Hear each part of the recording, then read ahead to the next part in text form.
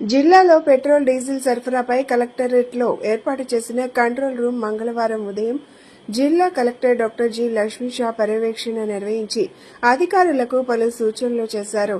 అనంతరం నిడమానూరులోని HPCL, BPCL, IOCL బంక్లను, ఎన్కేపాడులోని హెచ్పీసీఎల్ బంక్ను, రామవరపాడులోని ఐఓసీఎల్ బంక్లలో పెట్రోల్ డీజిల్ నిల్వలు సరఫరాలను పరిశీలించారు.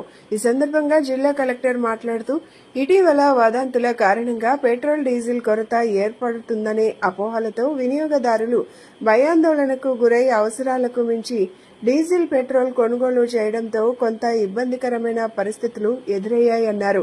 ఇంధన సరఫరాపై నిరంతర పర్యవేక్షణ కోసం ప్రత్యేక కంట్రోల్ రూమ్ ఏర్పాటు చేసి జిల్లాలోని పెట్రోల్ బంకుల వద్ద సరఫరా పరిస్థితిని క్రమం తప్పకుండా సమీక్షిస్తున్నట్లు పేర్కొన్నారు. ఇందుకోసం కంట్రోల్ రూమ్ను ఏర్పాటు చేయడం జరిగిందని, వినియోగదారులకు ఇబ్బంది తలెత్తిన పక్షంలో ఈ నెంబర్కు సంప్రదించవచ్చని జిల్లా కలెక్టర్ డాక్టర్